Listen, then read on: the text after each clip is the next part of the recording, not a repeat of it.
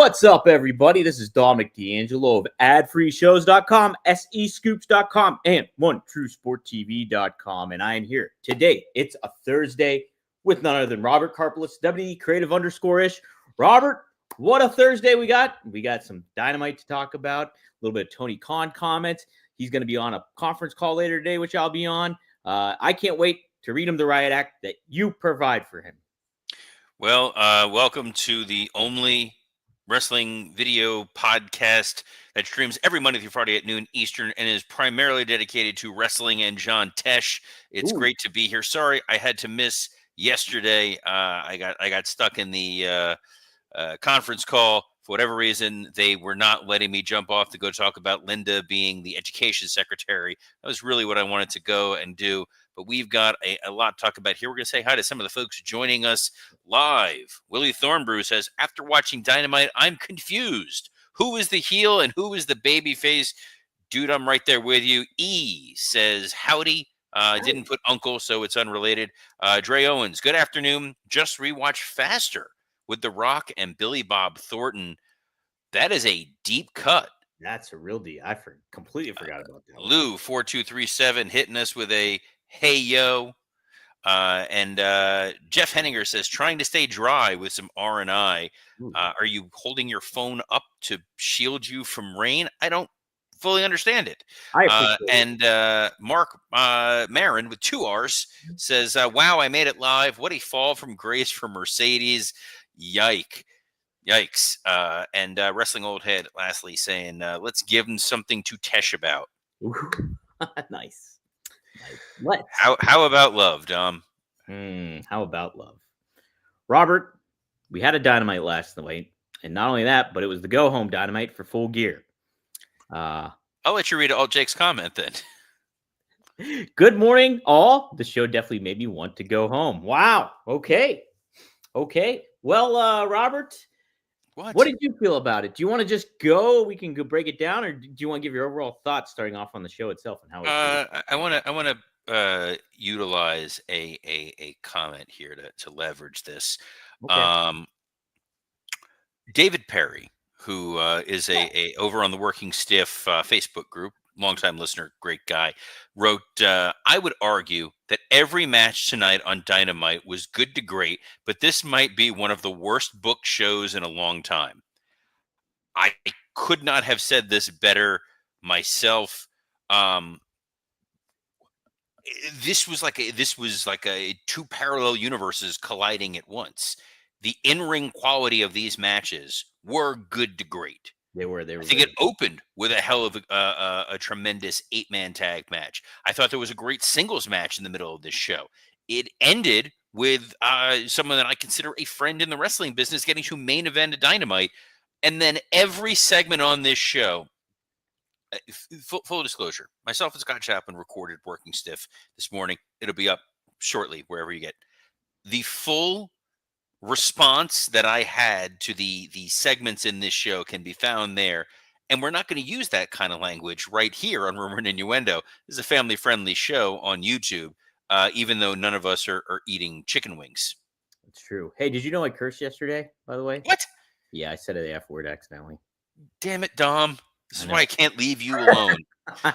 Next week's going to be just an absolute train wreck with you. It's just going to be F-bomb central for Thanksgiving week. But yeah, I can kind of quickly touch on moments needle dropping within Dynamite here. Opened with an 8-man tag, Ricochet, Hobbs, Mark Davis, and Will Ospreay taking on Brian Cage, Lance Archer, Konosuke Takeshita, Kyle Fletcher. Yes. Normally, I don't love we're putting the guys in the ring before the pay-per-view. I talked about that with Jay White and Hangman Adam Page that they gave away a tag match. Here, the interaction with Kyle Fletcher and Will Ospreay was a great limited segment with the two of them in there, like a teaser that made you want more. That is how you utilize this type of match. You don't give me 17 minutes of Kyle Fletcher and Will Ospreay in a match on an 8-man tag and then expect me to get excited for the pay-per-view. Right. This was the perfect little here's a snippet. If you were at Sam's Club or BJ's and they were giving out samples, this would be the little sample you would get. Or Costco, Robert. Never Costco. heard of that place. Never heard of that place. But if you were at Sam's Club or BJ's, you get that little morsel to enjoy. What do you think of this 8-man tag, Dom? You know, I'm with you in the same boat when it comes to these types of matches and stuff like that. But I liked it. I thought it was good. I'm glad that the Don Callis family got the win. Just still scratching my head at, jobbing out like Lance Archer. And then on commentary, they're putting him and Brian Cage over as an undefeated tag team. It's just certain aspects like that really frustrate me. But I'm glad that they did give them the win. You want to make these guys, this faction, feel like viable and something that you want to use moving forward, and like this force that has to be reckoned with. And so, I was okay with it. And I think that's a great point too about Ospreay and Fletcher. They only gave you a little bit. There was a Death Riders promo that looked like it was cut from the back of an 18-wheeler truck. That was fine. But then they had Darby. So Darby's walking up steps holding a skateboard like he's in an after-school special. Hey, kids, didn't see you there. Oh, hey. Darby Allin from All Elite Wrestling. Just wanted to let you know I'm going to have myself a grappling match, and you stay in school and don't smoke cigarettes. This was shot so weird. It was like Saved by the Bell, but on Dynamite.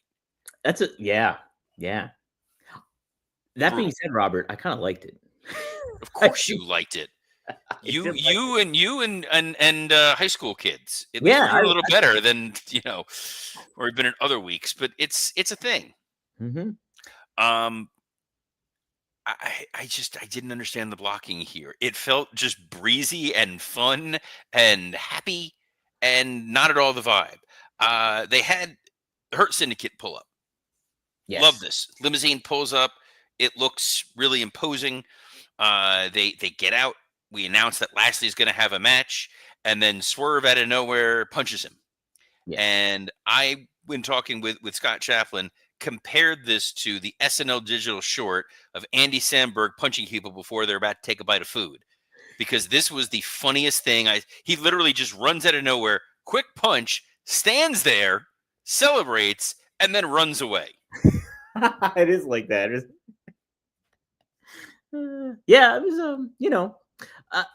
were you surprised that they just didn't promote Bobby Lashley making his in-ring debut for Dynamite ahead of time? Or were you okay with that? I was a little surprised, but I guess it's fine. I normally like to hype those sorts of things.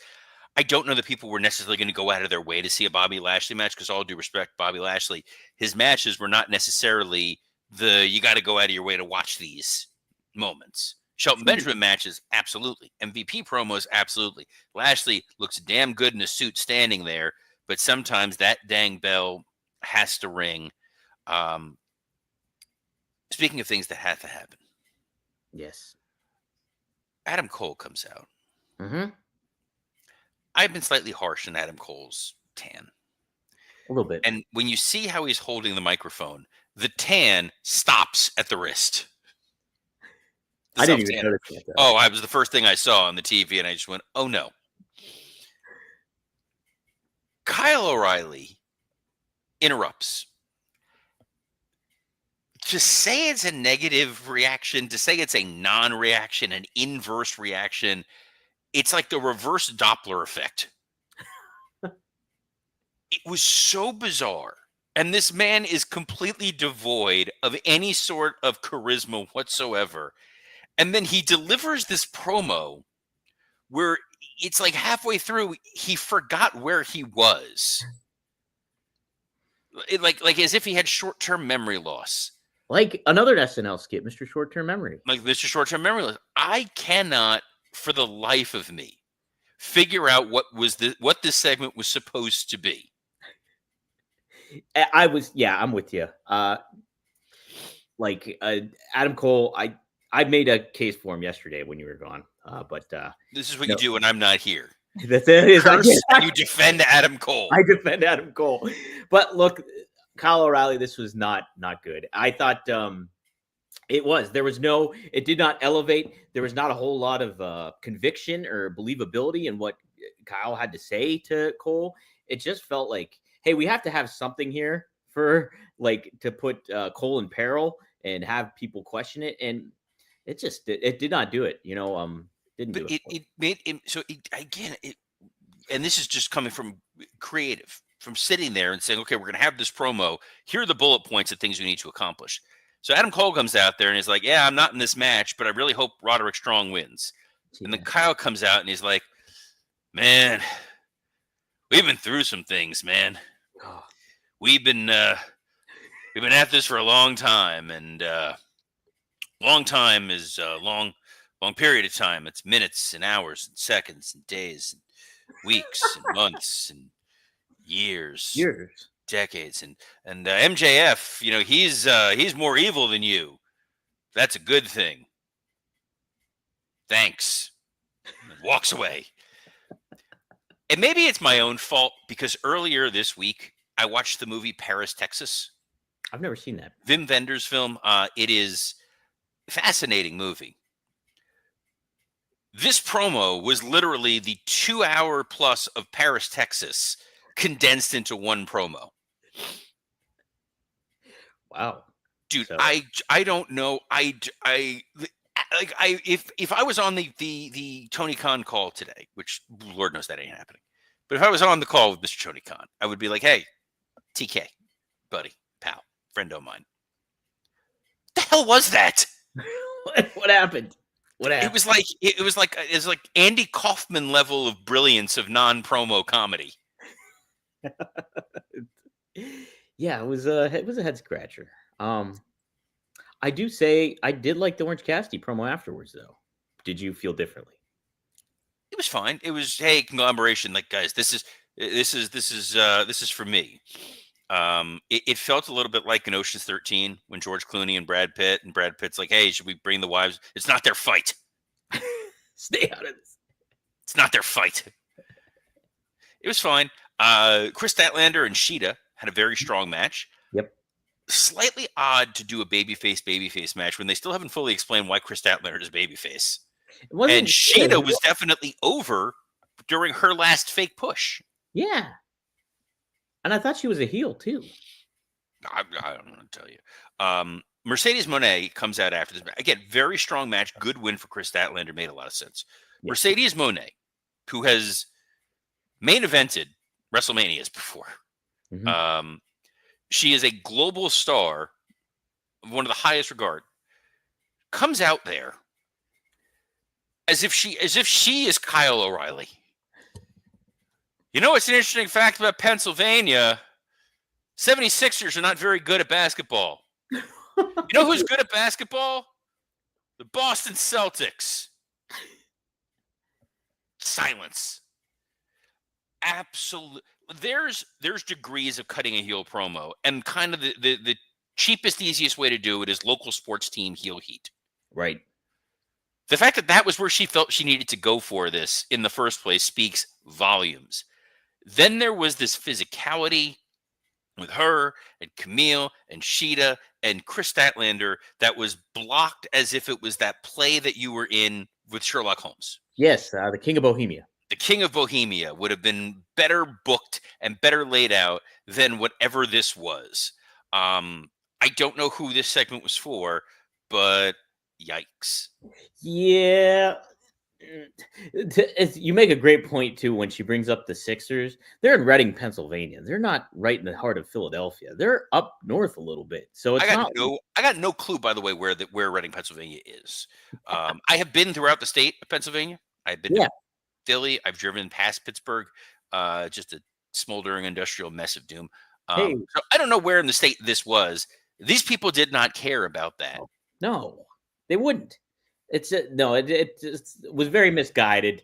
I don't like the dynamic that they're doing already with Monet and Camille, and it just seems really lost. We'll preview the pay-per-view tomorrow, but I would not be against Mercedes Moné dropping the title to Statlander to help build Statlander, get something out of this, and just move on from something. Give Mercedes something different, reposition it. I don't know. But So Bobby Lashley had a 2-on-1 match against Joe Keys and Cheeseburger. Yes. Oh, I'm The hungry. strange thing for me, and maybe this is just me, we know who Cheeseburger is. He's a Ring of Honor star. He's a guy that is popular in that region. I don't know that I would put him out there as a random job guy. Really? I'm okay. I'm okay with it. I am okay with it. We know who he is if you're an ardent fan, but it's like, hey, he's got the body type that you can be thrown around by Bobby Lashley and everything like that. And I thought it was a cool kind of scrappy squash match where it's just like they're fighting, those guys are fighting, but they just don't stand a chance against Bobby Lashley. So I liked this match. The match itself was fine. I think it was more just I spent a lot of that time just thinking like, oh, wonder what Cheeseburger's been doing. That's an interesting. It's just it was a weird thing where I was distracted by who they pick when it could have just been Joe Keys and random McRandomson. Ooh, He was booked that night. Was he? Okay. He may have been signed to the WWID program. Oh, neat. After the match, Swerve hits Lashley with a chain. Cool visual, but Swerve, for whatever reason, lingered again. He needed to hit him and go. Hit it and quit it, guys. Oh. Yeah. Claudio Castagnoli, Darby Allin. What'd you think of this one? I loved it. I really liked it, actually, because it showcased what we want out of both guys in matches. You have Claudio exuding that strength that he has, just showcasing all of that and the ruthlessness and everything like that, tossing Darby around. And that's what we're used to having Darby. I love the finish. I almost hated that he answered the 10 count because I was just like, he should not answer that. But he gets in, boom, Claudio takes him out, 1, 2, 3. Perfect. I thought it helped both guys tremendously out. And this was one of my favorite AEW matches I think I've seen in a long time. So. It was a very physical match. It was a very aggressive match. It made Claudio Castagnoli seem dangerous. It made the Death Riders finally seem dangerous. This was the match that we needed to get out of these guys. I think that what you got in the ring in this match, most importantly, was how incredibly dominant, how incredibly scary, how incredibly stiff Claudio Castagnoli is. Yes. And guys, hey, if you're looking for that kind of dominant, stiff performance, we got one thing to talk about, and that's Blue Chew. Does Blue Chew work? If you're asking that question, we want you to know that Blue Chew is putting their money where their mouth is by giving you a month free. Blue Chew is a unique online service that delivers the same active ingredients as Viagra, Cialis, and Levitra, but at a fraction of the cost and in chewable form. The process is simple. Sign up at BlueChew.com, consult with one of their licensed medical providers, and once you're approved, you'll receive your prescription within days. Blue Chew tablets are made in the USA and prepared and shipped directly to your door. Best part, it's all done online. No visits to the doctor's office, no awkward conversations, and no waiting in line at the pharmacy. You can take them anytime, day or night, so you can plan ahead or be ready whenever an opportunity arises. Guys, you may want to hit it or quit it. You may be in a lashy situation where it's 2-on-1. You're going to want all the support you can get because Blue Chew wants to make you rock hard. They told me that's their mission. They will not stop until every man is bricked up like a brick house, till every tent is pitched, till every rod is raised. Discover your options at BlueChew.com. We've got a special deal for our listeners. Try Blue Chew free. Just pay $5 shipping at checkout when you visit BlueChew.com. That's BlueChew.com to receive your first month free. Visit BlueChew.com for more details and important safety information. And we thank Blue Chew for sponsoring this episode of Rumor and Innuendo. Thank you, Blue Chew. By the way, Ron Ward here pointing out I would have transitioned a minute ago after he said you should hit it and quit it. No, I wanted to get to the stiffness of Claudio and Darby because I feel like that really the way that Darby bounced off that table and you heard that thud. That's the thud your neighbors should be hearing if you're using Blue Chew properly. Promo code Rumor. That's the box spring, baby. You're breaking the box spring. Breaking the box spring. Something that broke my mind was so there's an MJF video.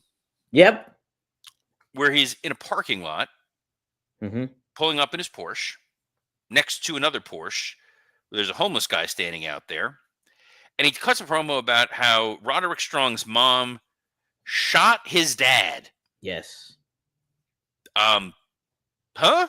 Did you know that? I didn't know that. No. I didn't know that. That was not. Granted, I don't think I've watched the A&E biography on Roderick Strong. Mm-hmm. I don't think it's been mentioned on AEW programming before. If it had, I would have remembered and been like, "Oh, that kind of explains a lot." Then Roderick Strong came out for a promo. Mm-hmm. But for Kyle O'Reilly, this would have been the worst promo of the year. The crowd did not care. And this promo was, yeah, my mom shot my dad. Real original. I thought it was pretty original. And then it was like, I'm gonna beat you up at the wrestling when we wrestle at the Full Gear Wrestling for wrestling.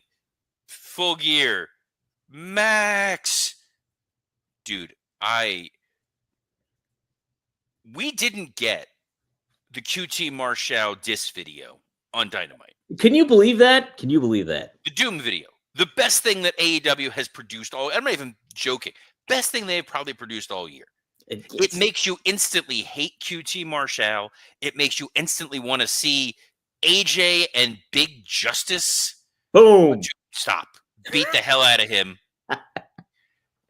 And they don't show that on TV, but you give me an Adam Cole promo, a Kyle O'Reilly promo, and a Roderick Strong promo. Dude, when you chat with Mr. Tony Khan later on today, just say why. By the way, Christopher Zanto pointing out here, it was mentioned on NXT. Oh, I forgot. NXT is continuity that counted. Never mind, withdrawn. There is a Big Justice AJ promo. I'm going to go on a limb. These guys, not very good at talking. No, I enjoyed it, but it was also like Of course you enjoyed it because you watched this and it makes you feel better about yourself. They pause at the end and it's almost like a QVC commercial where the pause at the end's the best part. They like smile. You're gonna feel the boom. Which, by the way, it used to be a Vince thing. You used to have like a 7-second pause at the end of everything, just in case. Devin Dowling asking the most compelling question any of us have, which is, who is the Rizzler? You don't know who the Rizzler is? Oh, man. Devin Dowling is not. I also do not know who the Rizzler is. I am not the target audience for guy who takes his son to Costco to eat hot dog videos. Boom. I can't wait to eat a hot dog while I watch Full Gear. I don't know who the Rizzler is, guys. I'm terribly sorry. But the one thing I'm excited about is AJ's gear has cookies on it. Oh. He's gonna be well dressed, and guys, we all can't look as good as AJ is gonna look in the cookie gear. No. But if you want to be looking good this season with the insane weather that our country is dealing with right now, where it was 80 degrees in places yesterday and today it's snowing, your best bet, your best option, the thing that you genuinely should be doing right now is going over to True Classic. Yes. So the great thing about True Classic is they literally got it all for your wardrobe. They got t-shirts, hoodies, jeans, pants. I got the sweatpants, incredibly comfortable. My wife stole one of the pairs. They're now her pajama bottoms. The best thing about these is they come in packs, 3, 6, and 9. And the more that you buy, the more that you're going to save. They're premium products at an affordable price. These are luxury shirts. They feel great. They fit perfectly. You saw Big AJ's body type. He's got the jacked arms and the chest and all that. These shirts are going to make you look slim. It's not shapewear, but you're going to look damn good in it. And I don't want to curse because that's not what we do here. But when I put the True Classic jeans on, my wife complimented how nice my ass looked. So, if you get that once in 15 years of marriage, you will continuously buy whatever these products are. And because it's fall, we're going into winter. They got the long sleeves. They got waffle hoodies, jeans, button-ups, joggers. You got activewear. You are going to look great. You're going to feel great. It comes with a 100% perfect fit guarantee. This stuff fits beautifully. I wear it all the damn time, except when I'm here recording the show. I'm wearing my kayfabe shirt. But, guys, fall is here. It's time to step up your game. Right now, you can unlock big savings when you bundle packs. Go to our exclusive link, trueclassic.com/rumor to save. That's trueclassic.com/rumor. Shop now and elevate your wardrobe today. You can save up to 70%. You got a graphic? Yeah. Dude, that is... I had this thing up where I'm reading to make sure I hit all my points. This is a sick-looking graphic. Look at that. I didn't make it. Credit to Wes. God damn it, Dom! I give you one praise thing and you take it away. All right, at Oh least my this graphic God. I can live with. This ain't the Dynamite graphic. Before we get out of here on it, I can't believe we didn't even get Dana Garcia kidnapped Jack Perry. This was a bad Reservoir Dog segment. Very weird. He like took a crowbar and he was like, "I'm gonna hurt you," and then he just started smashing an already beat up van. Stuck And in the mid card with you. That's it. We're not doing better than that. But don't worry. We thank Chris Jericho and Ishii for a contract signing that leads to Jericho walking away while Ishii follows him throughout the arena to then lead to a learning tree conglomeration brawl. I think Ishii should stalk everyone now. I think that should be his thing. He's just follow those people. I want that to happen. I really enjoyed that. I thought it was a good setup for that. And I mean, heck, it's for not even the pay-per-view. It's for the Dynamite after the weeks. But yeah, I enjoyed it, Robert. Big fan. Main event, Orange Cassidy, Wheeler Yuta. Mm-hmm. So the story that we're trying to tell is that the Death Riders, whatever they are vicious, evil, unstoppable monsters. And Orange Cassidy is going to beat Moxley by wrestling him. So it makes sense that Yuta was trying to be vicious and cruel and try to utilize weapons and gets beat by a wrestling move. Makes sense. Love it. Sold American. Death Riders come out after. They all hold back Orange Cassidy. They duct taped him. No one else is going to come out to save him. And these guys are supposed to be dangerous. They murdered Bryan Danielson. They are a force that literally the entire locker room was standing outside to try to prevent them from getting in previous weeks. Orange Cassidy, rather than try to escape, rather than try to fight back, rather than try to run, does the silly kicks. I get that that's his gimmick. I get that that's his version of giving you the middle finger. You got to make these guys seem like they are genuinely dangerous. And there should have been a different type of reaction. Or people should have been like, yeah, he told us not to come out there, but there's like 400 of us and like 5 of them. We can chase them off. Eventually, they all do come out. And like every other week previously, the Death Raiders, Death Riders, Death Whatevers flee. Yeah. Number one heel faction in the company, Unstoppable Monsters. They're really changing the sport. Look, yeah, there's definitely a different way they could have handled this. I thought, if Orange is doing the shin kicks or whatever, you make John Moxley just like flip his top and just like lose it basically. And then if he wants a piece of him to save for the pay-per-view, he like holds himself back and then they leave. They don't get ran off by the AEW crew. I like some aspects of it, but I'm with you on the other aspects where it's just like you could have done this a little bit better. But yeah, I like how they positioned Orange Cassidy, though. I will say that.